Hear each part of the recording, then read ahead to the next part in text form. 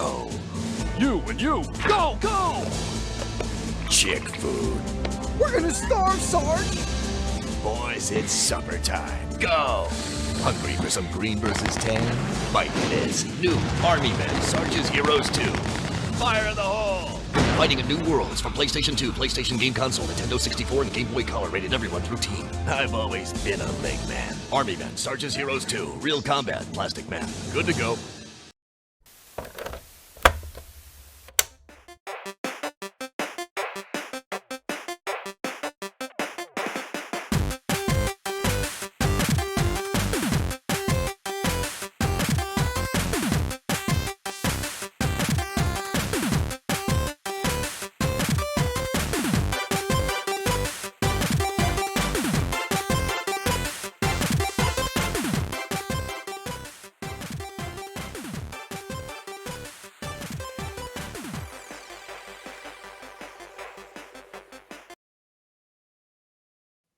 Welcome to Remember 64, where this week we're good to go, as you may have already heard.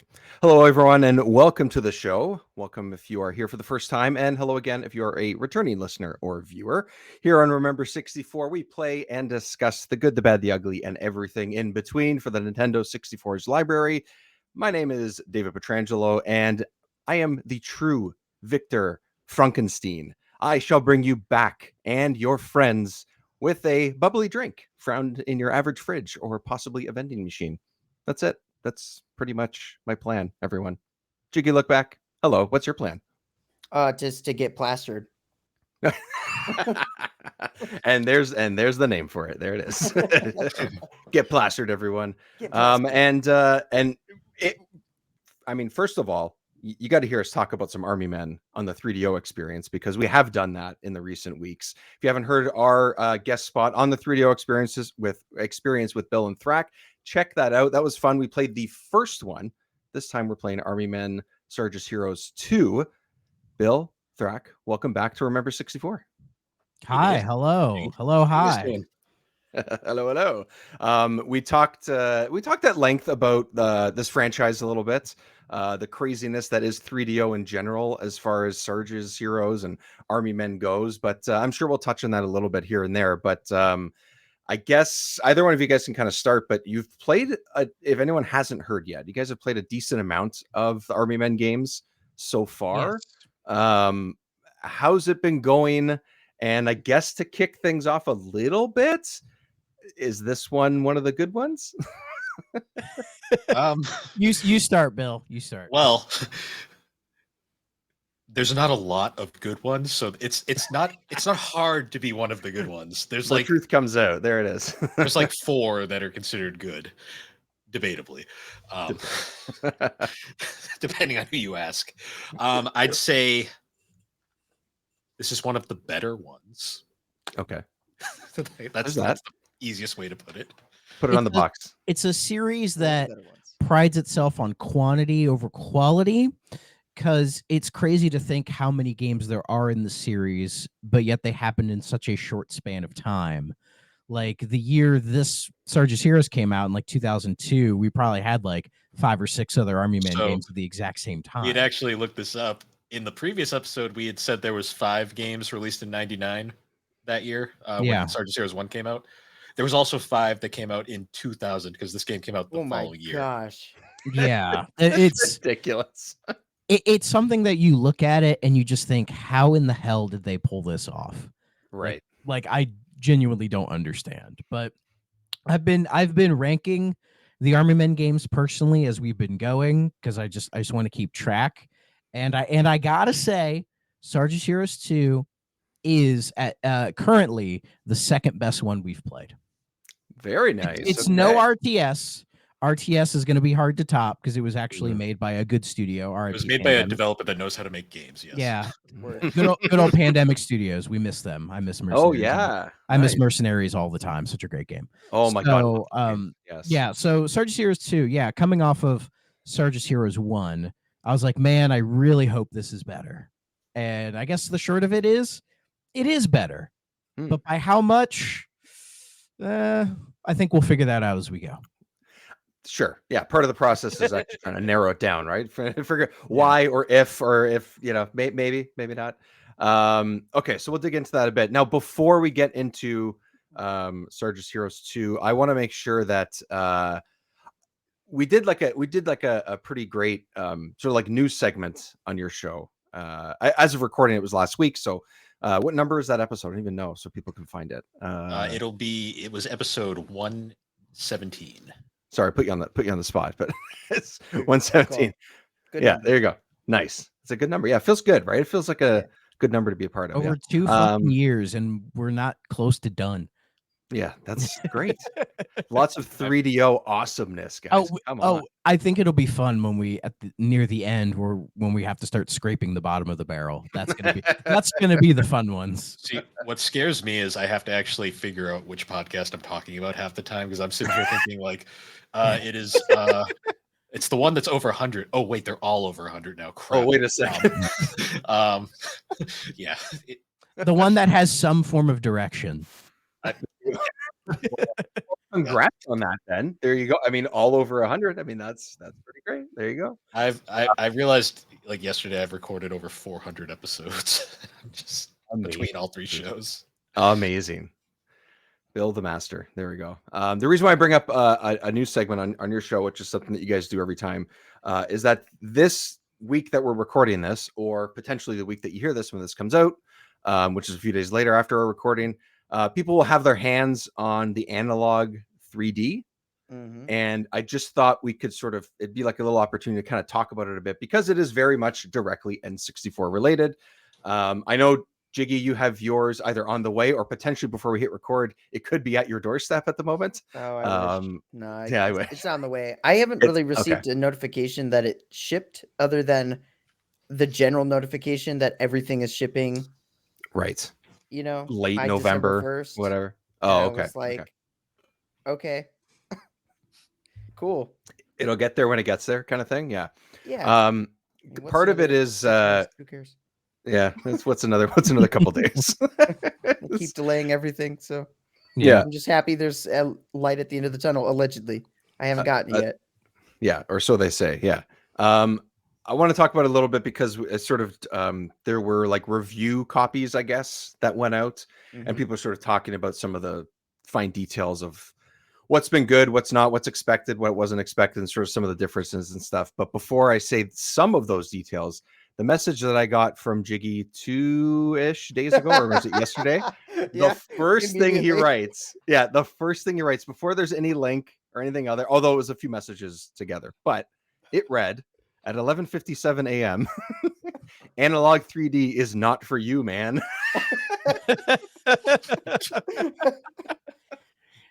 And then followed by a YouTube video by Modern Vintage Gamer, who's a pretty good, digs into a lot of good old MVG. I love it. Yeah, very, very good stuff. So I did watch that. I've read a couple articles and stuff like that. And essentially, the main reason I think that you said that right off the bat was my plan initially was, because this is how I'm playing the majority of these games, is the EverDrive and plugging that into my N64 and playing it that way. But I would have been very disappointed if I did not cancel my order and it arrived sometime in the next month or two. I put that cart in, or I realized through reviews like this, oh, hey, that's not going to work right now. So that's one of the current limitations. Early days, things could change, hacks come out there, all those types of things. But as of right now, that message that you wrote, Jiggy, was absolutely right. Because as of right now, it would not be for me. Yeah, it's one of those things too. There's a little bit of inconsistent, I won't say inconsistent information, but people having different results with different flash carts, and people saying this one works, and people saying no, it doesn't, and people saying, oh, this one works, and then other people saying no, it doesn't, and it just keeps going around. But the prior, you use an X5, correct? I do. Yeah. So that particular one does not work right at this moment. I'm hoping maybe there's hope. I used the 7. I'm hoping maybe it'll work, but it also seems like it could be something that would be updated with firmware. Definitely on the flash cart side of things, it kind of sounds like analog is like, we don't want to do that, but it's, I don't know. Is They don't this wanna is this tip it something to they it. didn't mention, say, when they were talking about the 3D? About As like far as I about can tell, they didn't mention it at all. They just okay. basically talked about it's going to upscale, it's going to do 4K Yeah. this, the connection, the control, like those types of things. When you really look at it, and when I was reading some of the reviews, and one of the ones I have pulled up, I'll share the screen so you guys can kind of see it too. It is from Digital Foundry. That was one of the ones that broke down a lot of the sort of technical specs, which is a lot of what they do anyways. That basically said it's interesting that most of these reviews and these hands-on over the last couple of weeks, as of this recording here, at least anyways, was finding out what it does because they didn't provide a lot of that information. Right. Yeah. And when you have like the handhelds, for example, which Thrak, I think we talked briefly about it, or you talked about them a little bit Yes, on I the do have an episode. analog pocket. It's sitting back there. I should have pulled it out. It's a little No, dusty, but it's yeah, I have it. I use it mainly for my Game Gear games because right. I'm trying right. to do a complete collection for the Sega Game Gear, and the Nice. hardware itself is notoriously tough to deal with because of like bad capacitors and the screens aren't great, all that kind of stuff. I have a Game Battery. Gear. Yeah, battery. I have a Game Gear, but like, it works kind of rough. So I figure I just get a pocket with the adapter and I don't have to worry about it. Yeah, So, and that's totally fair. And Yeah. I think the pocket is fine with like Game Boy flash cards. I'm not sure. I don't have enough Game Boy games to really check. Right. So But the thing is with it is that the thing is, it feels like, anyway, and I could be wrong, but it feels like the pocket ones are, it's understandable that like you just have the carts and it works and that's how it goes. And yeah, because it feels, collecting for handheld consoles is usually a lot cheaper. yes, Like especially Game like Gear is original one of the Game Boy. cheapest. Yeah, or Game Boy's gone up, but like the Game Gear Some is of one them, of the cheapest consoles you can collect for. Right. As is, I mean, Bill, you maybe correct me if I'm wrong, but as far as I know from a couple of friends who have a decent amount of Genesis games, Genesis is kind of like that too, but that may have changed in the last. Depends on the game. Depends on the game. Sure. It used to be a lot cheaper, but I think Sega nostalgia has kind of boosted everything, unfortunately. Right. All those damn Sonic movies. That's what they did. Watch those movies. They're great. Well, it doesn't help that like there's a bunch of people like me and Bill who just love Sega. So right, just gobble it all up and everything. Yeah. Sorry, I like Crazy Taxi. The thing is, like, you can go to a retro store and you'll find like 20 copies of Sonic 1, and they're not that expensive. Yeah. Yeah. But if you're looking for like Phantasy Star 4, good luck. Yeah. So, Yeah. It was hard getting my copy of Shining Force back there. I don't know if you can see it. I have a CIB of Shining Force. See, where's Nice. It's sitting on the shelf back there. Ooh, look at that. Ooh, see it? It's in the shelf. Ooh. Yeah. That cost a pretty penny, but it was worth it. Yeah, there's always going to be a couple of those, regardless of the console. But I guess my point is that it's something about it being a sit on your desk or table or entertainment system console feels different, and not knowing that much about it, and because of the price. Not that a lot of their stuff is cheap, like their stuff is a premium price. Feels like, it's when you really think about it, as exciting as this was, we didn't really know that much about it. We knew nothing about it for the longest time. And like we got one video after they, keep in mind, I think they delayed the shipment like once or twice already. 2 or 3 times at least. We got like at least one video that showed 1080 snowboarding with like CRT scan lines, and like it looked good on the TV, but they didn't really show any gameplay. They didn't show anything. They just showed like it could have been a mock-up for all we know. Like it could have been totally fake. Just screenshots. There's no video.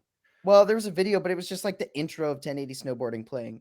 It was like nobody was doing anything. Like they weren't actually playing. It was just like was it like Coleco Chameleon levels of like this is sketchy, or was it at least like legitimate? It was like no, it was it could go either way. I think it could go. Yeah. Did you say the Amico? Is that what you said? No. The Coleco Chameleon was like like this weird thing. That actually did release, unlike the Amico. The Amico didn't release. I thought you were going that way. I was like, I'm still waiting for Earthworm Jim 4. That's right. Keep waiting, dog. See, the Coleco Chameleon was funny because when they first showed it off, someone looked at it and was like, "That's just the Super Nintendo shoved inside an Atari Jaguar shell," like because you could tell by the back. Then they were like, then they later came back. They're like, "Okay, we're sorry. Here's this nice clear model that's actually got some hardware inside." And everyone looked at it and were like, "Sir, that's a capture card." Oh my gosh. Yeah, it never happened. The only thing that was significant about it was they bought the Atari Jaguar shell molds from that dental company that owned them before. Yep. Now they're in some museum, thankfully. But yeah, those molds have had a weird journey. Oh, at least there's somewhere. Yeah, at least it's something. Yeah. So like the CRT thing. So some of the stuff I wanted to bring up was interesting. Like I learned a lot just by reading this and watching those videos and stuff. It's just like so there's overclocking. There's different modes of overclocking for the console. And obviously, I think we've talked about this on and off through certain games, and there's limitations of the console, which is just, it's a cartridge. It's the generation. It's how Nintendo made this. There's a lot of reasons why the 64 is what it is, because the cartridge does a lot of the work, which is typically not how this stuff worked or could work. And they pigeonholed the power into just a couple of what do they call them? Where was it here that they were talking about it? Bottlenecked it. All the sound and processing was done directly on the CPU. There's a reality coprocessor. It was all just the same pipeline. That's what I was thinking of. All going through that. Yeah. So the memory pipeline is just awful on the N64. Exactly. Well, exactly. The 64 bits in the N64 is like one of the most unnecessary things ever for a console when you really think about it. Mm-hmm. Especially when you find out the Wii U is only 32-bit. Think about that one for a minute. It's interesting because different terms. Different, exactly. But what the 3D seems to want to do, or seems to be what the technology is doing, is not bottlenecking things and making sure that it can be processed differently and the RAM works and those types of things. So it sounds like it's trying to do the job, but it doesn't sound like it's consistent across the board, and it doesn't seem like for every game that frame rate, for example, is improved. Right. So results, if that's what you're looking for, you may or may not get it depending on the game. I think the Sarge's Heroes games are a prime example of like, oh, this thing has crazy frame rate issues every once in a while, and I ran into that again in 2. But some games, if you think, oh, I'm gonna plug that in, I'm gonna put that card in, that bill that you were holding before, it's gonna improve this.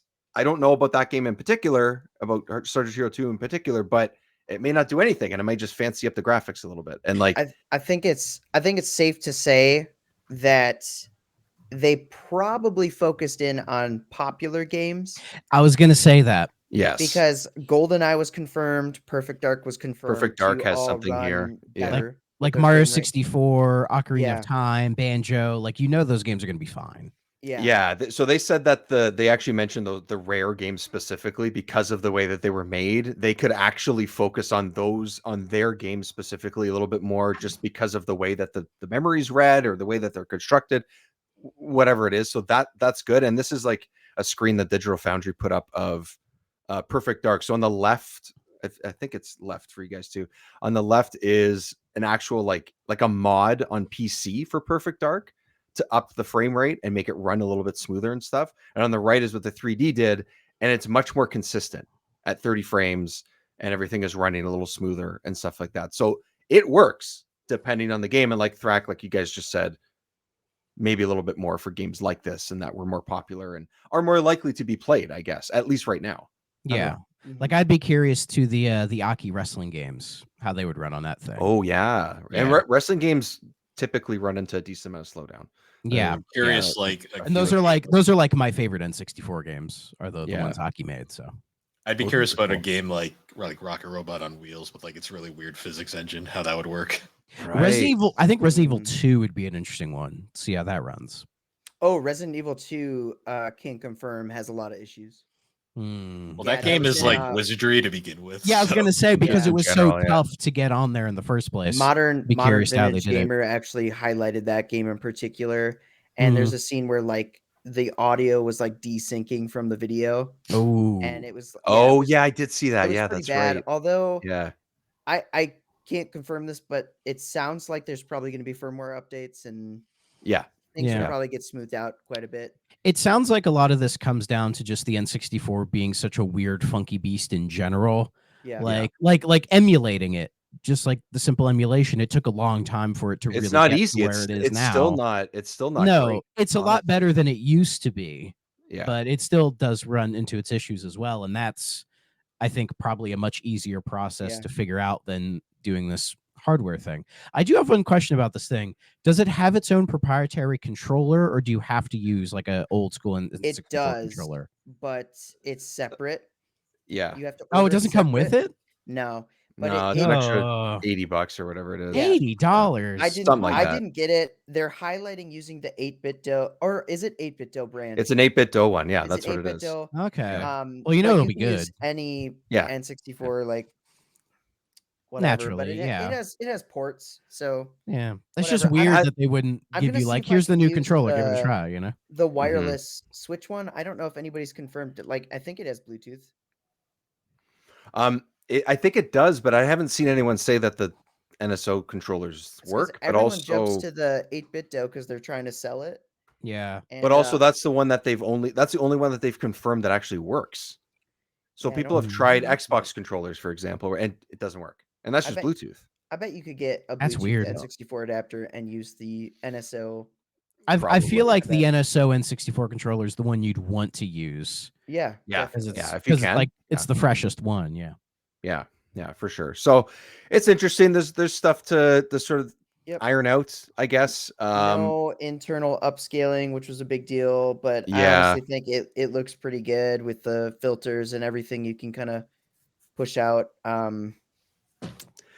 I just want, for me, it was, I want to experience as many of these games as possible. Not even necessarily like to run smoother. I think frame rate is bigger to me than saying, oh my God, the graphics and the 4K. What, like, you're not going to fundamentally change the game. I know that that's not possible. I don't want that. I don't want all of a sudden to take Mario 64 and make it look like it was on 360, generation of graphics. I don't like need those that. 360 N64 remasters of Banjo and Perfect Dark and all them. I have those all in rare replay. The functioning version of Perfect Dark. Yes. Yeah, the rare replay stuff. I got all that, and they're great. Yeah, but I don't, I don't have to play every game in that updated, quote unquote, updated style, right? Like, that's fine. I don't need that. I don't need Sarge's Heroes 2 to look perfection, as if it was out last year. Like, that's fine. That'd be awesome. It would be great. I think it would be cool. I feel like that's what these games need, is something more modern. But I love upscaling old PS1 and 64 games, because I'm always like, you're not going to make a game from this era look like that much better, no matter what you do. I think it just looks more shiny. I will say though, having that modern sort of digital solution, this gives me hope that it's going to look pretty good, because I'm kind of just hoping it's going to be comparable to NSO, but I can use my actual N64 library. Yeah, like, that's all I'm really hoping for. I'm not gonna get a 4K output out of my N64. Like, I don't care. But I will say that blowing my N64 up on my flat screen out of my living room doesn't really look that great. I would actually argue that the PS1 looks better when I blow it up on my flat screen, and I don't know if that's due to the anti-aliasing, like the blur and everything. I do have a Super Eon 64 HDMI, like, just dongle, just goes in the back of the analog out on the N64, and it looks pretty good. I play most of my N64 games that way, and then it goes through my capture card, and people on stream are always like, are you actually playing this in N64 because it looks really good? And I like literally have the thing, like, the lights on and everything. I'm like, it's right here. You can see me playing it with the cartridge inside. Yeah, like, people don't believe it sometimes. And you don't get any input latency or anything like that. Not noticeable. No, I have I don't have the same device you do, but I do have a card and stuff like that, and I've never run into any major issues at all. So nothing that I've noticed where I'm like, oh, I can't do this. Like, this is just not going to work. And then when I put it on I've taken a couple pictures in the last few weeks of some of the games that we've played, like Castlevania, for example, on the TV in our basement. It's 70 inches. It's not the fanciest TV, but the TV is just massive, and it's like, I go like this with my arms, and I'm reaching, and and I put it in 4x3 as well, and it's still like this huge thing, and it kind of looks like a mess, but I'm like, I'm sitting in the dark, I'm playing Castlevania, like, so you can count the polygons. I can count the polygons. That's right. It's kind of like this. I can have one polygon per hand. Yeah. It kind of reminds me of, like, whenever I mess around with, like, Bleamcast, like playing like Metal Gear Solid or Gran Turismo because there's just something really funny about playing a PS1 game on a Dreamcast, and it just it looks better. It's so weird. I mean, a lot of Dreamcast games were just PS1 ports. Fair, but these are like you're playing a PS1 disc in a Dreamcast, and it's something about that is weird. Yeah, that's like crossbreeding. That's just wrong. That's right. Yeah, The best part is the Bleemcast disc. When you boot that up, it just like trash talks Sony like the entire time throughout it. Like refers to them as the evil company and stuff. I mean, they are, but whatever. Sony did kill them very pettily. So. Yeah, well, there you go. Yeah, exactly. So, all right, Jiggy, we'll report back when you get your hands on with yours. Hopefully your NSO controller works. That'd be really cool. I'm sure some people are going to try them out as well. And next episode, probably I'll have it. Right. At least next one, maybe the one after, whatever. And we'll just see how things go and we'll talk about it because that'd be kind of cool to sort of hear how it's going and what games you try out. Things like that matters too, right? You have a few more actual physical cartridges so than I do. I have some, but I don't have as many as I wish. So right now, I just realized how scattered around I pointed to that shelf. And like I do have a bunch on that shelf, but down there, but also like thrown across my table here. Well, my favorite part is you pointed, and my eye immediately is like Spider-Man.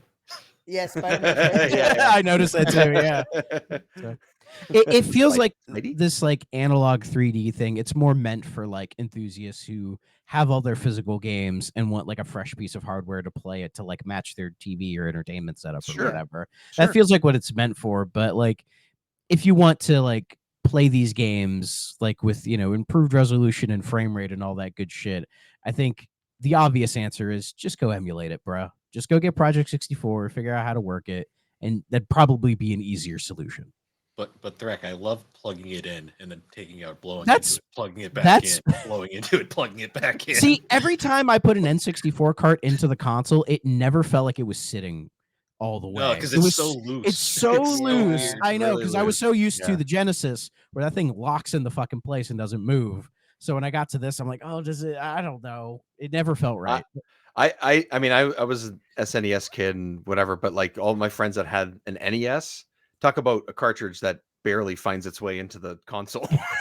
Yeah. The fact that like the door was constantly open and we'd have to like literally jam someone's slipper inside the console to keep it down and locked in order to play a game. Like, apparently you never had to actually push it down. I know you never actually had to, but for some reason, or it didn't have to go down all the way or something like there was something about feels it. Right. It just like VHS tape. Like I think down. I think when you push it down, the idea is it's meant to kind of like help lock the pins in place for better connection. But the problem is they bend. So over time, that's why a lot of them just don't work super well because they just don't. Yeah, they've just been bent too much. That's why I bought a top loader.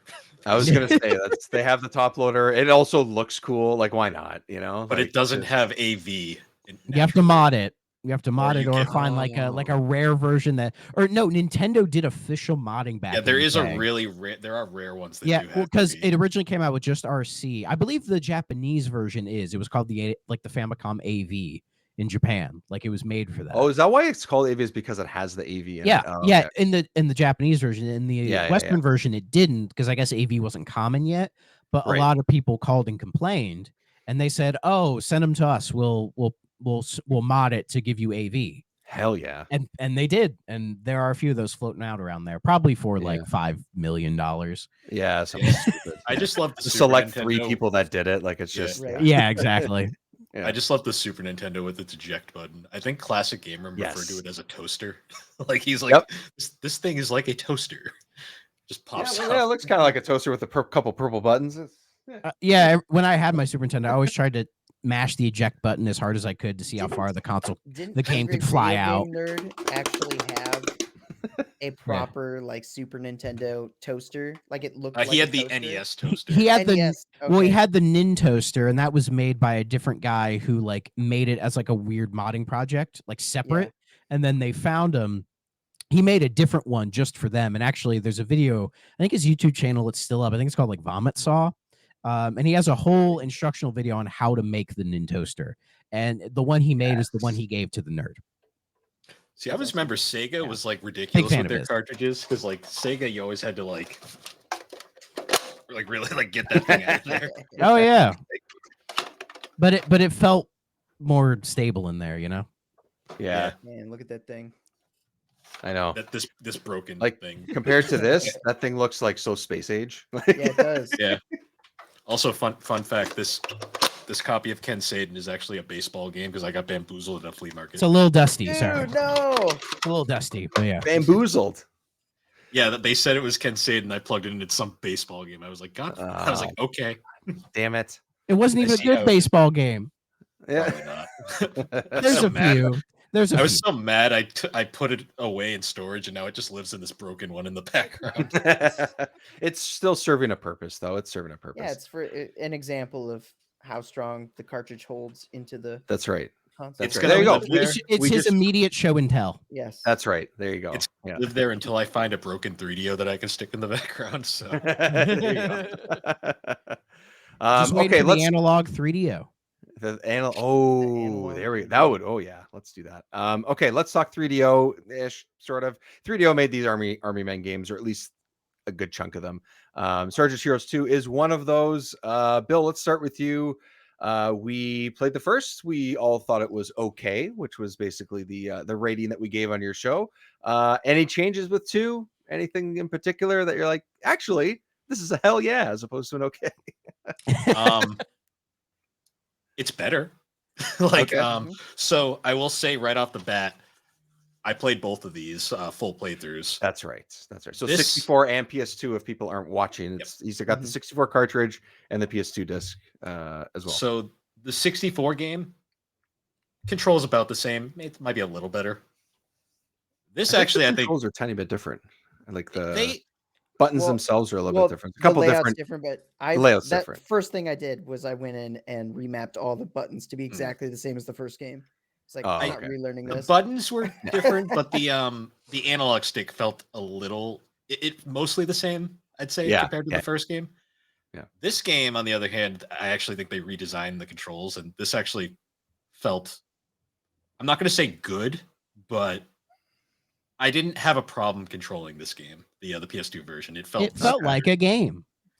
Like its tank controls, the camera is like too sensitive. Oh my god! Like to be honest, you don't even need the camera because you just tank control around and you're fine. But this felt like a significant improvement compared to the first game. Is it structurally the same? Like, and they just redid the actual mechanics of it? Is that basically what it is? It's prettier. It's missing one level.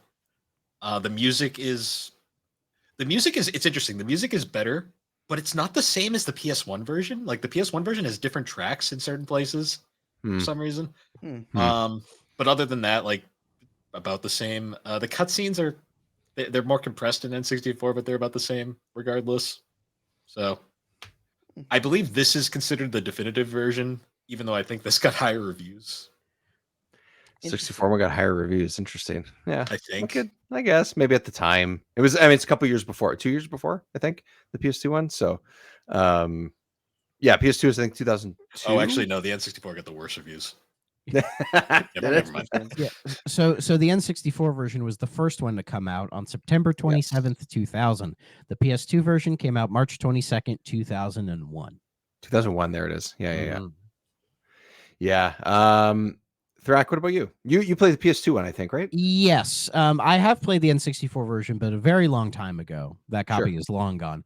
And I remember playing Sarge's Heroes 1 and 2 on N64 back in the day. I was like, nothing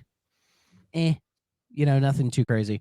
So I was like, let me just do the PS2 version because I think it'll be the easiest to play and all that stuff. And I was correct. It definitely looks a lot better. Oh, hi, Sora too. Get out of here, Sora too. Yeah, it definitely looks a lot better. The controls feel improved. Everything feels a bit more snappy. The frame rate it actually has a consistent frame rate. Though I was emulating it, so I may have that going for me. I had it at 60 pretty much the whole time. I genuinely think this is a better game than the first one. I was thinking to myself, if Sarge's Heroes 1 is like an alpha, like a very rough early alpha of an idea, then Sarge's Heroes 2 is like the coming together beta. Like it's still not perfect. It definitely has its issues, but it feels like a noticeable improvement over the first game. You know how I kind of thought about it? What's that? Sarge's Heroes 2 is what Sarge's Heroes 1 could have been if they actually took their time and like actually put effort into it. Yeah, in a way. Yeah. Because there's with 1, I had a lot of issues with like repetitive mission structures and not great level designs and all that. And this game, to me, that was the biggest improvement. Like I thought the levels were a lot more cleverly made. Like, you know, this mission we're seeing here when you have to, you know, navigate your way through the fridge. I thought that was actually a really cool idea. And it's the first or second level. Like it's like really early. You're like, oh, this is what they're doing. This is cool. Yeah. And it's not just like, oh, go get this person and throw him into the portal. Get this guy, get him to the portal. You know, there's more variety in it, which says to me that was what people were complaining about at the time, and they listened and tried their best to fix it. You know, they probably had a little bit more time with this one than the first one. First one they had like 3 weeks. I think this one they had like 5 weeks. And those extra 2 weeks really show. I'm sorry. I'm so distracted by all the products in this fridge. I was 100% looking at all of them. Yeah. Like Wonder Bread. I would love to try Wonder Bread. 3DO Farms milk. What does the Chinese takeout say? Like wax, walk or wax takeout. Yeah. Oh yeah, whack. No, it's whack. Whack. Yeah. I know 3DO Farms milk is funny to me. Yeah. Yeah, and then you have the kernel or whatever that says yummy on the side of it. Yeah. First thing I did, I was like, ooh, a fridge? Ooh, I'm gonna look at all the items. Like that's 100% what I do. Oh yeah, you got to. Exactly. Yeah, you have to. That's one thing about 3DO that I find amazing is how often they will shill their own company in their games. I love it. But it's not egregious. It doesn't take it. It's fun. Yeah. So it's our game. We can do what we want. It's the same level of like Namco, because Namco love to self-reference their stuff in everything. But everyone's always like, "Oh, it's cute. Go for it." I love when companies get pretentious. Did the soda just explode? Yeah, that's the secret serum, dude. The serum. That was my little spiel at the beginning. Was the fact that it was in pop and soda bottles. Like it was just like okay. I did not retain anything. I guess. And you played 2 of them. I know. You played way more than 2 of them. No, I played. Yeah. Well, the problem is 1 and 2. After a while, they will blend together in your head. You'll be like, "Oh, in 2 we did this." It's like, no, you did that in 1. Yeah, you sure? I could see that. Yeah. This particular level where you're in the freezer. Once you navigate through the fridge, you're in the freezer. I was like, "Holy shit! There's a giant fucking robot. What the hell is going on here?" Like Megazord. Yeah. Secret weapons. This is the Power Rangers game I wanted, Jiggy. Yeah. Oh yeah, I forgot. You guys played the N64 version of that. The PlayStation version is still bad, but significantly better. Oh, I don't know how you can get worse. No, I'm definitely curious because anything can be better than that. Jiggy, what did you think of Sarge's Heroes 2? Largely what was said. Yeah. It's the first game. I feel like it's the stuff I was complimenting about the first game, just sort of like pushed over, and they honed in on that. Like the levels are shorter and smaller, but I think that really helps. The whole being in the real world and like navigating through these absurd things like their fridge and everything, like they had to have just listened to what everyone said. Like everyone probably was like, "Oh, that was cool. Like you should capitalize on that more." And so they did. They heard the podcast last week. Yeah, and made this. Yeah, it took them about a week. Yeah. It took about a week to do it, so they pulled it off. Yeah, and then they released it on the PlayStation 2. Crazy. I'm gonna shill Air Attack again. They might have listened to the praise of Air Attack and incorporated some of that stuff. Yeah, Air Attack better live up to your expectations, man. I swear. I'm expecting it to be the best air combat game I've played in a long time. I wouldn't go that far, but it move over Ace Combat. Get out of here. Well, no, it'd be more like ass. It'd be more like Soviet Strike because it's a helicopter game. Oh yeah. I think I'm kind of with you guys too. Like I think it feels like we're all on the same page again. Is that the game is mostly the same, but the improvements they made are They're there. good improvements. Like they're in the right place. They focus them in the right place, I think is what it is, right? I played through. I said this a little bit before we hit record, or maybe it was just as we hit record. I played this in normal, and I think that was a bit of a mistake, unfortunately, because there was as much as the game isn't hugely difficult. Neither is the first one. But there are some areas where I got sort of bottlenecked into certain spots. There was one, I think it's when you're either just outside or just getting into the tan base, the tan army men base, where you have to escort someone. I can't remember who it is. This is the exclusive N64 level. Is it? Oh, it's the wall level. It's fucking brutal. Like it's just, it's so short and simple. You're basically going from a tank busts open a wall. You have to go to the other side of the wall of the base and escort one of the guys there, which again is what they did in the first one a lot of the time. And then you have to just sort of survive your way from point A to point B. Nothing crazy. And it's not even that long. But how many enemies and what the enemies are holding, like what weapons they're using, make it so frustrating. Yeah, those are Black Widow spiders. You just have to torch them. And I got caught on that level multiple times because your stupid friend that you're trying to rescue jumps in the middle of a rocket fire every fucking time, unless you run in front of him and make them aim at you instead of him, and the rocket goes off to the side. And if you just get that slightly off, every 45 seconds, which it takes about to get to that point, start over. I think I did it like a dozen times. Love it. And at one point I was like, I rage quit, which I never do. I was like, I can't do this. Like, this is stupid. There must be a better way to do this. And I put it down till the next morning and got through it. But I was like, oh man, the rest of the game though, I had no problem and it was okay. But I found this game to be significantly easier than the first one. The first one's where I had a couple of difficulty spike moments. Here, that's true. Yeah. Like, I think the only part I had a little bit of difficulty with is when you're on, I think it's like you're in the bedroom and the portal with the tanks are coming out and they're coming after two of your guys, and you have to use a grenade launcher to defend them from the tanks. Right. And you have to aim that grenade launcher in such a specific way because it has that arc in order to take out the tanks before they blow them up. The ground. Yeah, exactly.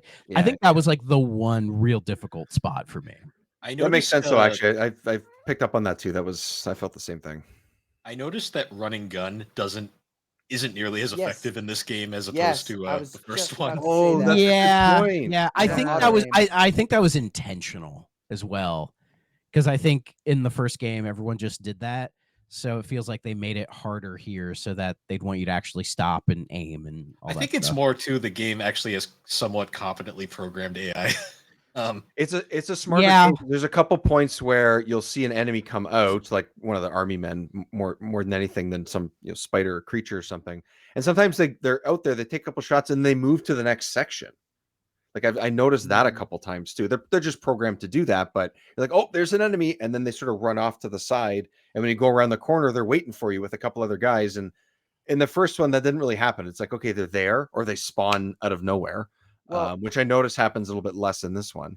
Well, they cleverly hide them in the background, or they hide them in the back. The auto aim in this one is definitely like way lessened. Yes, and like the auto aim in the first game, you could be like not even looking and just like turn your guy and you'll hit everybody to the left or right or wherever your like a boomerang bullet is facing. You just tap the same button, you're good. Yeah. It's the Leave Harvey Oswald bullet, just a magic. Right? It's like Shadow the Hedgehog. It just always hits. Where's that fourth Chaos Emerald? I'm the coolest. I'm the coolest. My favorite line. Oh my gosh, I don't have my soundboard up. Like taking candy from a baby, and that's okay. Fine with me.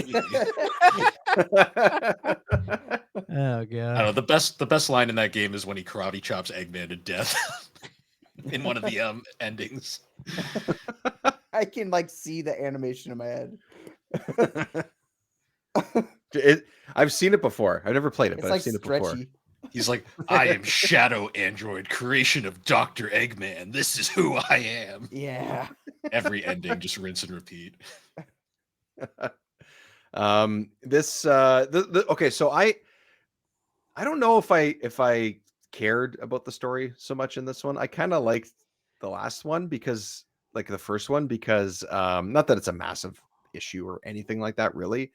As much as it's improved, I think gameplay wise for me, I think I found the discovery of the portals and you're going into the quote unquote real world and stuff like we talked about in the episode with you guys, but like in comparison to this one, this was more like, they're just bringing guys back. And I thought the little, like, the sort of like zombie guys was kind of a surprise. So that was cool.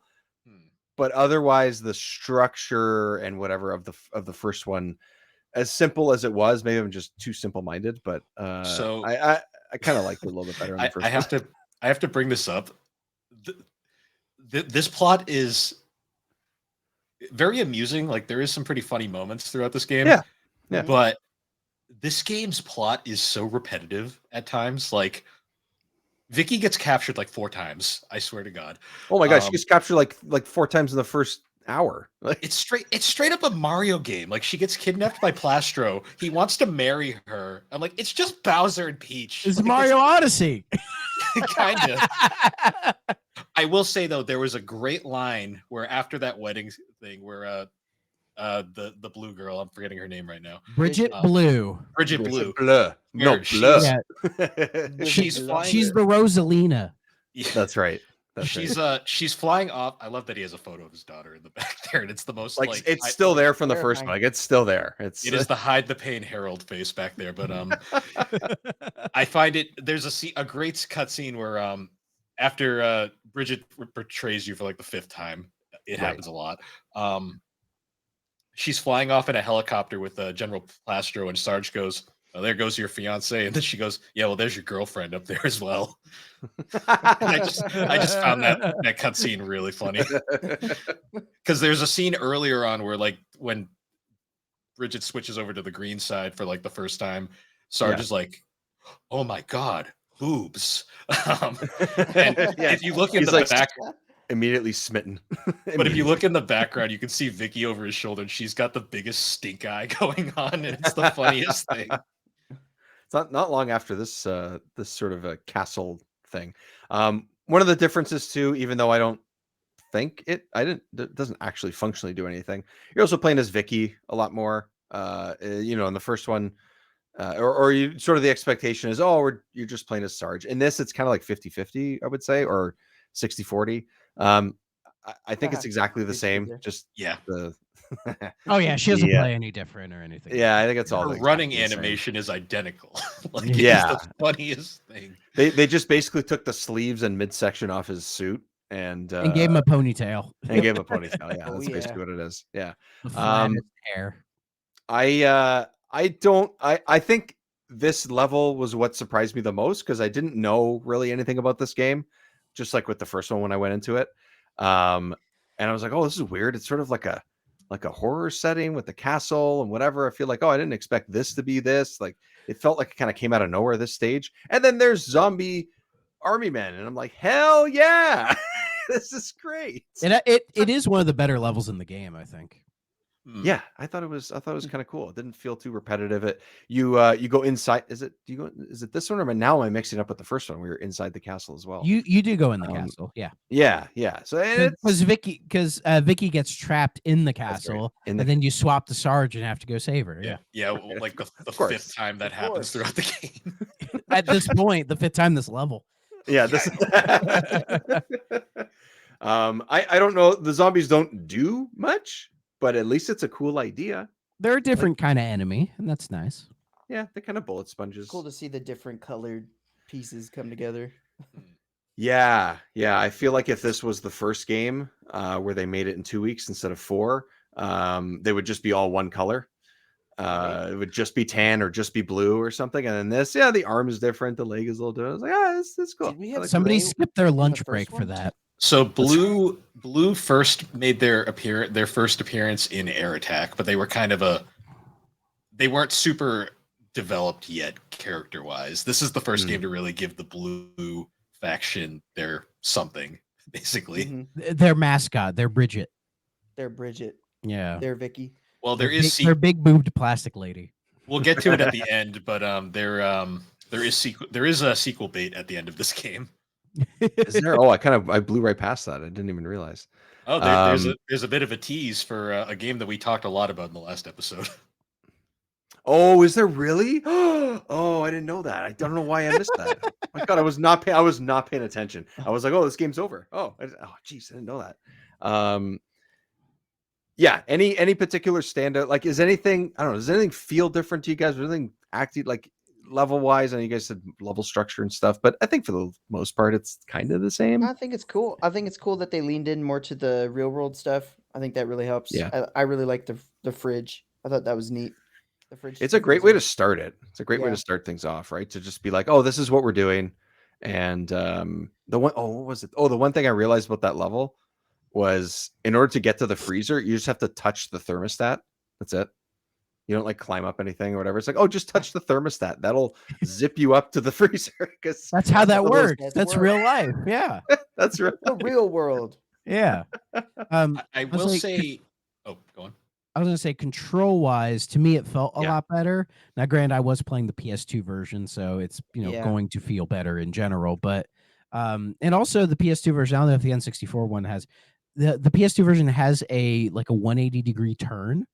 It does. So, if you push, I think it's like L2 or something, it's like a 180-degree turn, but there's no animation or anything. It's just like cut, and you're just like looking right behind you. Okay, so that's interesting. It's so jarring because when that happened, I was like, did I do something wrong? That's exactly what I thought. So I didn't know it was there, and so it works the exact same way, which is very interesting because I could have, I didn't know if it existed in the other versions, but I was like, oh, that's a cool idea because it's sort of tanky control and it flips you around or whatever. I wasn't used to using it at first, so I was like not pressing that button, but I did press it by accident at one point and thought, oh shit, I broke something. Oh shit, this ROM is messed up. And the thing is, it is useful in a couple situations. It is. I think Capcom were taking notes. It's crazy too because in the PS2 version, because you have that second analog stick and full camera control. Oh, that camera is dog shit. Oh my god, it's so bad.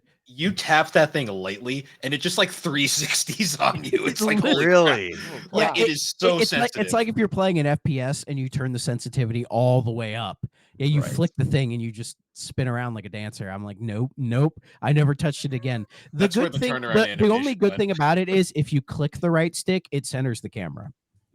So that's really the only. I like when games in general have that. Yeah, so. That was a very common thing in the PS2 that generation. It's just kind of funny because the game is tank controls, the camera kind of moves with with you as it goes anyway. So the camera control in the PS2 version is like pointless. I think they did it because they didn't want the right analog stick to be nothing, Yeah. You gotta use it for something, right? Shut up, Scribe. Sorry. Get out of here. YouTube ads. Yeah, so I think that was why they did it, because they're like, oh, we have to do something with this right analog stick. Yeah. So they're like, yeah, we'll put in camera controls. Is it fine? Who cares? This game needs to come out tomorrow. Yeah. Kind of like Croc. You got 3 more games to make. This month. Today. Yeah. Yeah. So let's zip ahead to the ending there, Bill, because you touched on it a little bit. So you go through the game and you're going through different areas of the real world. You're in a pinball machine. Oh, I love that scene so much. That was a cool segment. Yeah, it's such a cool idea. Yep. Did not expect that at all, to have something like that. I was so annoyed by the story there though, because there's this whole big thing about Bridget's like, oh look, I have the anti-serum which freezes everybody, and I'm like, oh, that sucks. And then it's like, nah, you can all be free. I was like, oh yeah, because isn't the whole thing like Plastro is like trying to like solidify everybody so that nobody's sentient anymore and they just turn into the figures that they normally are, but they're like, oh, here's a serum that can like cure you of that or whatever. Yeah, because that's how the game starts, because he was apparently solidified at the end of the first game. I kind of forgot that happened, if it did. It's a blink and you miss it. Yeah. But it starts where she frees him, and then that's the whole plot, is they're creating the serum and stuff, and then this is where it's like, there's the anti-serum which freezes everybody, and it's like, oh, well, that's unfortunate. Okay. But then she immediately frees you right after, and I'm like, oh, okay. Yeah, it's kind of. Oh, also, by the way, the pinball machine is battle tanks. Yes. Which is It great. wishes it was battle tanks. Just it's like I love how it's just like it almost looks like a fan made thing because the screenshots they use are like all the same too. Yeah. Right. They Just got do, like, a one placeholder. screenshot and they were like, "That's good." Yeah, no, that one's good. It shows a We'll tank. space it out. We'll space it out. blowing up. Yeah, just put a picture on it. That's right. And How will they know? advertise It mobile does phone. make navigating that pinball machine level kind of a pain in the ass because the whole point is you have to go through all of the innards of it in order to find your crew to get them out. And You it know what sucks. this looks like? I just realized. What does it look like? This is Patonk. This is straight up Patonk. Well, Patonk is actual garbage. This game is I not know. actual garbage. Patonk, for those who don't know, it's this weird pinball game where you are the ball. Yeah, you play. It's a pinball game where you play as the it's ball. that one. It's a game that's a really interesting idea. We talked about it on the show on episode whatever. It's a real interesting idea, but it is not executed well at all. No. I think I suggested that like if a modern indie dev were to take that idea and make a game out of it, it'd probably be really cool. Ooh, Yeah. So I could do that. Sonic Spinball ? Sonic Spinball isn't great, but I like it. That's playable. Patonk wasn't playable. Yeah, Okay. yeah, Spinball is playable at least. I did like the level where it was the pool table, and you had to sort of like navigate like on top of it, and then you go in, and I thought that level design was actually really good. Jesus, big tackle. Jesus. and then like 2 seconds later, he's like, "Where's Bridget?" And she's like, "She's over there." How did Whoa, she twirl that assault rifle with her one hand? There she is. She's gone. Oh no, she's no. gone. Nobody watched her bolt the second you like threw her across the room. It's like, well, No, roll credits. He was twirling the gun. Everyone was distracted. Yeah. Yeah, Oh, look at my gun while she gets away. I forgot the CG cutscene isn't here where he plays dead. yeah. The And the PS1, PS2 PS2 versions just have straight up CG cutscenes, which for some reason, emulating them in PCSX2, for some reason they didn't always show up. Okay, I I don't know understand why. why you didn't. I understand why you didn't notice, Dave, because in the PS2 version, it's an actual CG cutscene. That scene there is implying Portal Runner. Legit. Nice. Okay. Nice. A little bit. It's all Yes. connected. Oh, what? Whoa! Oh, Yeah. Speaking of hell, yeah. Wow. I thought those ads were Speaking of gone. baton twirling. Some like Ads some are like definitely predatory not gone. some predatory ass mobile game. Yeah, exactly. Yeah.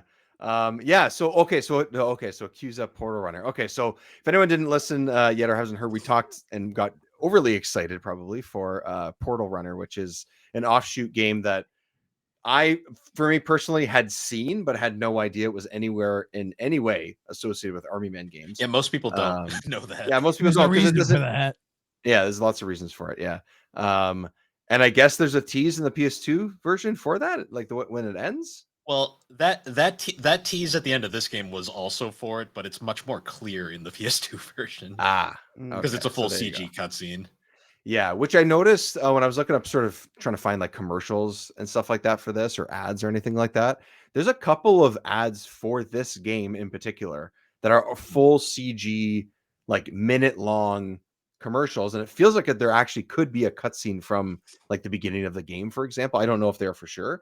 And I was like, ooh, this looks kind of cool. It kind of looks like, what they were trying to do at the time, late 90s sort of CG stuff. It doesn't look great, but hey, that's interesting. I'm excited to try this on the 64. No, 64 doesn't have any of that. No. Naturally. Yeah. I was like, but it happens. I mean, they got it running. That's impressive enough. Yeah, they got it running in 3 weeks and a lunch break. So that's not too bad. So I think overall, Jiggy is this the first one? I think we said, yeah, give it a shot. It's pretty good. But this one, people should play it, right? I think. Yeah, I think it's honestly, I wouldn't put it too much higher than the first one.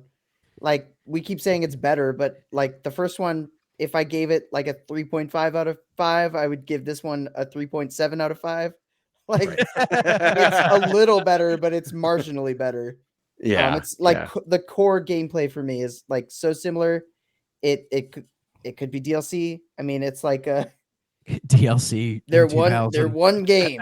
They're one game as far as I'm concerned. I mean, realistically, they should have been one. They should have been one game. Yeah. Yeah. I think if they took could out have 6 fit games more, that are each like 2 hours long, it's like, or you could have had one game. well, that that's the was- other thing is like if you want to get quote unquote invested in either of these games, especially I think the first one, well, actually you're right. The levels in this, some of them are a lot shorter, but you're not looking like you're going to invest your entire week to it, you know, No. which kind of helps because we played these games sort of back to back. So, so it's not like you're not behind on your backlog if you give these ones a shot. So, I think this one puts a better foot forward. I think like it's going to impress a little bit quicker because of the way the levels start. I think like I said, I still think that the story was a little bit more interesting and had a little bit more like surprise to it, aside from the zombie stuff, than the first one did. But Thrak, I think, said it first too. But like the level design's better in this, and that's evident from like even the first couple stages. Yeah. So the structure in general is just it. I should say I won't say it's better. I should say it actually has a structure. That's true. Like yeah, they put more effort into actually making a game. Like they had the idea with the first one, and then this one they kind of were like, okay, now we can actually design something around this. yeah, I can actually execute those ideas that we had and didn't have 2 lunch breaks to do. So I do say I really want to play the PS2 version now, since you Yeah. covered it, and it's, I don't know, it just seems like it might be even more marginally better than the It gets to about a 385. There you go. cool. Yeah. Ooh. That ain't It's- bad. That ain't bad. The Pretty good. PS2 version definitely feels like they put a lot more effort into it, like I at least to clean it up. I think they Yeah. were like they saw the hardware they had with the PS2 and went, "Oh, thank God, we're not limited anymore." And now I'm we not- can Well, at least accomplish they our did true it. Vision. Yeah, they What's that? did. Now we can accomplish our true vision. Yeah. Keep in mind too, though, they were also developing this for 3 different SKUs, like because there's also the PS1 version, which apparently, from what I read, controls better than the N64, but worse than the PS2. I don't really know Mm. how you control drastically worse than this. Not that it's terrible, but like what do you do to screw it up? Because it's so simple. Like I don't. Tank controls. I don't know. Yeah. Like I maybe it's like how snappy it'll feel, because Right. It's a especially little with this being tighter like from what I heard. with this Yeah. being like a third person shooter, it needs to feel tighter and more responsive, because you don't want to like have somebody shooting you and you have to slowly turn around so you can aim and hit them. That yeah, never feels that's good. true. Yeah. You that's snap true. back and it cuts immediately. The PS2 also just kind of runs better, but that makes sense because the hardware's just better. That makes Yeah, sense. yeah. These games needed the emotion engine. Yeah. Hell yeah, 128 bits supposedly. I won't say that this ran particularly worse or better on N64 either than the first game. I The put it high-res version. on. I mean, again, it's on the EverDrive. It did recognize that I have the expansion pack, so I tried it on the high res version or whatever they called it in this one. Yeah. I ran into a few areas that were really chunky. That were But like, did you switch high res off and it was better? I did on a different level. So there's one particular level. I think it might actually even be that same level I was talking about earlier, or a little bit after that. Anyways, it's one of the outdoor levels in the Army Men world. I can't remember exactly which one it was. I was like, oh, this is really getting along. Like, thank God I only had to play this level twice. I only died one time, whatever. I did turn it off after that, and there was still some slowdown, but like it's just so unfortunate that like at the tail end of the life cycle of this console that, oh, use this. The expansion pack's supposed to help so much, and there's only a few months left in the life of this console as far as, game releases go, and it's still just struggling. Like it's just, oh, that sucks. Yeah. I wouldn't blame the hardware. I would blame the developer. Yeah. sure. In this too. case, yeah. Sure. Yeah. Only so many weekends available in 2000. It's 52. 50. Well, 51 after they made this, I guess. Yeah. And then of course, so you got PS2, whatever. Thrak will really quickly touch on it. We did a little extra homework as well. We played a little bit of the Game Boy Color game. Oh god. Yeah. Do tell, sir. Do tell. Okay, so Another I did not play a lot of it. I was like, you know what, let me just see what it is. I loaded up. I hear some of the worst music I've ever heard in my life is bad. Like the Game Boy Color has a really good sound processor. They do not utilize it here. Like, it is awful. And then you push start and then they do some talking, who cares? And they're like, all right, pick a character. And I was like, Vicky. And so I pick Vicky, and next thing I know, I am on, like, it's top down, and I'm on a motorcycle just driving aimlessly shooting people. And I'm like, what the fuck is this? I did that for like 5 minutes and just went, I'm good, man. I don't need to. I don't need to keep playing this. You mean you don't want to hear? Oh wait, hold on. Oh, you got more for me? I got the gameplay. Oh, hit me. Oh, that's really loud. Oh boy. There we go. That's better.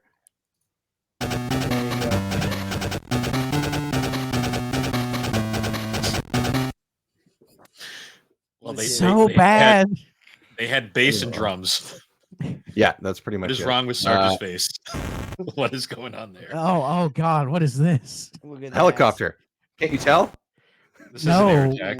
The helicopter. It's like Max Headroom.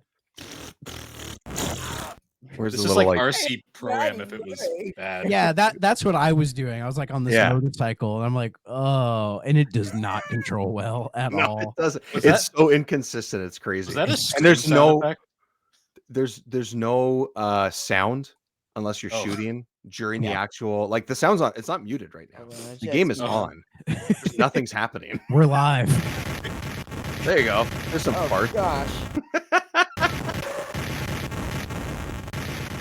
Okay, He's that's looking great. Oh God. She's done well for herself. She's got a motorcycle and a speedboat. It's not a bad looking Game Boy Color game. It's not terrible looking. They have a little cutscenes in between, whatever. But no, Thrax's right. It's not great. It's pretty bad. It's not great. Yeah. It definitely feels like they made it because someone said, "Oh, you should probably make a portable one because we should make games for the Game Boy Color." And they're like, everybody's doing it, guys. It was like the GBA was not that far off at this point. No, why is the milk on fire? 2 months. This is an ad we have pulled up. It says Cold War. The fridge is open and milk is on fire. Everybody. And where's Vicky? Why is Vicky not in any of these screenshots? Oh, did you guys notice in that commercial when he says "fire in the hole" and then he throws it in the turkey's butthole? Yes. And he's a leg man. And then what does he say when he opens up the yogurt? He's like, "Oh, chick food" or something. Yeah. This food's for gays. Also, I'm pretty sure they couldn't afford Jim Cummings for the commercials. The commercial, yeah. No. Oh, that's the other thing. The voice work, I think, is exactly the same. Yeah, Jim Cummings voices every male character again. See, I didn't notice it in the first one, but then when I played the second one, I had that in my head and I noticed it. Oh yeah, Plastro sounds like Pete. Like he really does. The good to go, and then Vicky, every time she picks something up, she's like, "Ooh, yeah." Like, she's just so sexual about everything. And it makes no fucking sense. No. These games are like the epitome of late 90s, early 2000s in a lot of ways. I even think, maybe not. Maybe I was too young to really notice the difference between, like, let's say 95 and 2000. But I feel like if you look back, looking back 30 years or so on these, I feel like the mentality of like, let's say this particular game, mostly because of the Vicky stuff and of Blue and things, like, I feel like we were kind of past that or starting to get past it, and they were just going for it, but I could be wrong. I could be like, I feel like the late 90s, early 2000s was kind of the peak of that stuff. Yeah, I think it wasn't until we got further into the 2000s where it was definitely further where it was much more exactly. I think you need another 5-10 years on that. Even 10. Oh, okay. I was maybe 5. Yeah. But I was only a child then, so what do I exactly. That's why I don't quite remember it. I was probably all for it. Like, yeah, sexy army man lady. I will say one of the 14. One of the formations of, like, when we watched the trailer, we were off to the side over there. I noticed where it was laid out, like Vicky's boobs were just chilling at the bottom of the screen, and I was like, "Oh, that's nice." I'm gonna put. Oh, that's nice. I was like, "Okay." Oh yeah. Oh yeah. Well, it's What a game. I'm gonna find it now. I gotta find army girl boobs. You're 14 all over again. Yeah, look at that. Here I am saying I didn't know anything, and I haven't changed. Nah, it was when we were on the side, not the top. You and you. Oh, I Go, see. go. Like that. Yep, right down at the bottom of the screen. Boys, it's supper time. Go! Hungry for some green versus tan? Fight this new Army Men Sarge's Heroes 2. Fire in the hole! Fighting new wars for PlayStation 2, PlayStation Game Console, Nintendo 64, and Game Boy Color. It Rated does everyone make through me want teen. to play it. I've always been a leg man. Army Men Sarge's Heroes 2. Real combat, plastic man. Good to go. Yeah, I put that Yeah, crosshair on the Game Boy Color one. Just shoot it. Yeah, yeah. If I saw this trailer back in the day, I would have been like, "Mom, give me that, please." Yeah. It looks so cool. Yeah. That looks cool. We have army men at home. I have a. You probably do somewhere. I had a couple maybe, but not really. It wasn't really a thing for me. I'll say I don't know. I had a small little tub full of them. Yeah. So, and they were cool. Yeah, they're fine. I know one of my cousins had all blue ones. I do remember that. Ooh, see, Yeah, mine weren't green and tan. Mine were green and gray. Yes. Oh, yes. Mine were too, actually. Yes, that's right. They did have gray. Yeah. Yeah. I had like maybe 20 or 30. Like it wasn't that much. It was just probably the same thing. Probably like just a small bucket of it or something. So Yeah. I got it was like the bag or something like that you get for like $2 or something. yeah. If it was around this time, I think we're kind of past. I think army men were a thing in like the 70s, or like early 90s. Around the 90s, I think they were just that thing that like you'd see at the grocery store, like off to the side for like a parent to like just grab real quick to get their kid to shut up. I think they had maybe I think they may have had a teeny bit of a resurgence because if you remember in Toy Story, Yeah, for the little green guys are there, and that probably made some people go, "Oh yeah, those things." Yep. So it was probably connected to that. People wanted that specific bucket because I did as a kid. Yeah, I did too. It's like every toy commercial, those goddamn ice blocks that you never could get. Ice blocks? Oh, in like any toy commercial, they always have those like blocks in the background that they're doing like the karate moves on and breaking. Yeah. There's a little disclaimer at the bottom saying these do not come with the toy. They're not part of the toy. Yeah. What am I buying them for? Yeah, like cereal's part of a complete breakfast. Like it's the cereal, and then there's oranges, and then there's actual food beside it instead of just sugar. Yeah. I'm not gonna lie, Army Men is like a game that would totally be in a cereal box. Yeah, I could actually put the army men in it. Like, yeah, it's Chex Quest's older brother. Yes. Yeah, nice. I love that got a remaster. Unbelievable. And these don't. Shame. I mean, yeah, these could use it. I think like maybe tank-ish controls is okay, but like you don't have to do something vastly different. But like if it looked different, ran a little smoother, you have similar ideas. This would be the same game, but like make another one and make it modern. Which, hell yeah! Like if you remake 1 and 2 together in like a modern sensibility as like just like a third-person cover shooter, it'd be fine. Yeah. It'd be perfectly fine. It'd be worth the time for sure. Is it bad that it took me until now to realize Vicky's on the cover? You just now saw that? Yes. I didn't even notice her. Yeah, Plastro by Sarge's face. See, I can't not help stare at the Plastro missing on the milk carton. Yep. Yeah. Well, having they're like, honey, who's that? Cartridge has led me to find out that he's doing like an arm gesture that I couldn't tell in this version. Oh, he's like got his like because they adjusted crop it out. where the cropping. Yeah. Oh yeah, because like the N64 boxes would be horizontal. That's true. Yeah. So they could show Vicky in the back. That's why his arm's not there. That's probably why. And Plastro. Why? Yeah. Why you really want to buy this game?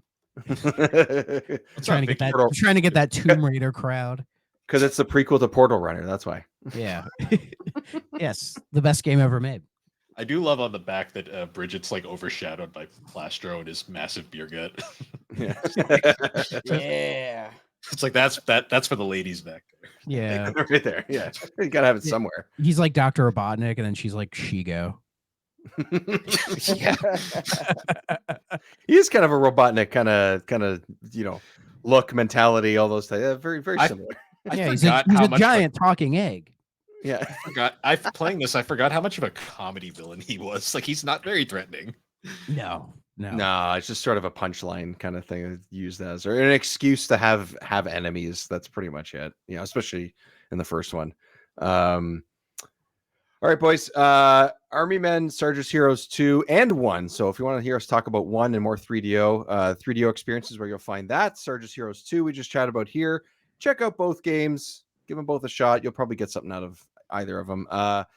Bill, Thrak, where can everybody keep on with the 3DO experience? Well, you can find it over at the SuperPod network. In particular, it's on every podcasting platform available. It's the 3DO experience with Bill and Thrak, but if you just type in the 3DO experience, you'll find it easily. If you just type in 3DO, you'll probably find it. We're like the only 3DO podcast. We are the number one 3DO podcast in the world. There you go. Nice. Jiggy, as of us sitting here right now, I believe you now have Perfect Dark in your rearview mirror. I did it. I accomplished it. I beat the whole game on Perfect Agent. Take that. Moving on to Star Fox Adventures. Is that next? On Perfect Agent. On Perfect Agent, yes. That's Perfect what Fox. Speaking of simping for video game characters. Yeah, no kidding. Sure. Good segue. Sure. You know, my favorite like little dumb fact about Adventures is the quote unquote encounter with the villain of that game that doesn't actually end up being anything. He's not coded to be able to attack you, so if you just stand there, he'll just walk into you and not do anything. Really? Yeah, like if you don't go far enough to trigger the cutscene, he will walk towards you and he can't attack you, so he just kind of walks into you in place and does nothing. It's amazing. Have you seen so I played Dinosaur Planet. I played through that on a stream entirely, and you get to the last boss, which is Dracor, which is like the red dragon dude. And in Dinosaur Planet, they never finished the programming, so he's literally like one hit and he's beaten. But the thing about it is it hypes up. It's like a Dragon Ball Z style, like this. He just hypes everything up. He's like a god. It's like space, like planets are like revolving around him. You go into like this other dimension. You're like, holy crap, this is amazing. And then you just like shoot him once, and he's like, "Oh!" It's amazing. That's somehow better than the final boss of Adventures. That's great. I love that. Talk about getting some comedy work out of 10 out of 10 out of your game. Yeah, that's great. I love that. That's awesome. Nice. Okay, so Star Fox Adventures and stuff. Okay, Jiggy, look back on YouTube. That's where you can find your your stuff. Remember 64 across the board as far as finding us on YouTube and on your podcast feed, of course. The Console Creatures family we're a part of too. So check out PlayStation Generation and the Creature Cast, where we talk about a little bit more modern games. But I was on PlayStation Generation just a couple weeks ago. I've been playing Arc Raiders a decent amount, and I played a good time with some friends too. And that's a game you want to play co-op. That's all I got to say about it. And get used to having a very complicated, overwhelming inventory system. Resident Evil would be jealous. That's all I got to say. So, coming up, me and Jiggy have a few fun holiday type ideas coming up to end off 2025 and go into 2026. But until next time, everybody, thank you so much for joining us. And we'll see everybody next time. Ciao. Goodbye. Bye-bye. See you later.